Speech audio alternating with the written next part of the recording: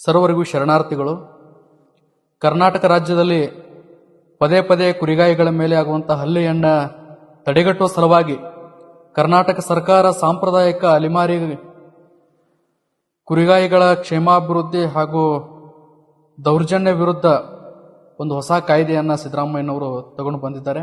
ಆದರೆ ಈ ಕಾಯ್ದೆಯನ್ನ ನಾವು ಅದನ್ನು ಅನುಸರಿಸಬೇಕಾಗಿತ್ತು, ಅದನ್ನು ಪಡಿಬೇಕಾಗಿತ್ತಂದ್ರೆ ಅದರ ಅಡಿಯೊಳಗೆ ನಾವು ಬರಬೇಕಾಗಿತ್ತಂದ್ರೆ ಸಾಂಪ್ರದಾಯಿಕ ಅಲೆಮಾರಿ ಕುರಿಗಾಯಿಗಳಂತ ನಾವು ನೋಂದಣಿ ಮಾಡ್ಕೋಬೇಕಾಗ್ತದೆ. ಇದರ ಜಾಗ್ರತೆ ನಮ್ಮ ಕುರಿಗಾಯಿಗಳಿಗೆ ಇಲ್ಲದೇ ಇರೋ ಕಾರಣಕ್ಕಾಗಿ ಇದರ ಜಾಗ್ರತೆ ಸಲುವಾಗಿ ಇದೇ ಫೆಬ್ರವರಿ 24ನೇ ತಾರೀಕಿನಂದು ವಿಜಯಪುರ ಜಿಲ್ಲೆ ವಿಜಯಪುರ ತಾಲೂಕಿನ ಮಹಾಲ್ ಐನಾಪುರದಲ್ಲಿ ಶ್ರೀಮಠದ ಅಂಗಳದಲ್ಲಿ ಒಂದು ಸಭೆಯನ್ನು ಕರೆಯಲಾಗಿದೆ. ದಯಮಾಡಿ ಎಲ್ಲ ಸಂಚಾರಿ ಕುರಿಗಾಯಿಗಳು ಹಾಗೂ ಕುರಿಗಾಯಿಗಳು ಬಂದು ಈ ಸಭೆಯಲ್ಲಿ ಭಾಗವಹಿಸಬೇಕು.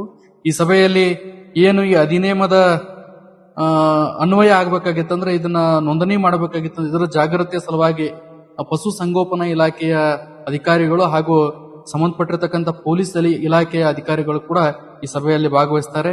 ಯಾಕಂದ್ರೆ ಇದೇ ಸೆಪ್ಟೆಂಬರ್ 11ನೇ ತಾರೀಕು 2025ರಂದು ರಾಜ್ಯಪಾಲರ ಒಪ್ಪಿಗೆಯೊಂದಿಗೆ, ರಾಜ್ಯಪಾಲರ ಅನುಮತಿಯೊಂದಿಗೆ ಈ ಕಾಯ್ದೆಯ ಜಾರಿಗೆ ಬಂದಿದ್ದು. ಈ ಕಾಯ್ದೆಯ ಎಲ್ಲರೂ ಕೂಡ ಈ ಕಾಯ್ದೆ ಅನ್ವಯ ನಮ್ಗೆ ಆಗಬೇಕಾಗಿತ್ತಂದ್ರೆ ಇದರೊಳಗೆ ನೋಂದಣಿ ಆಗಬೇಕು.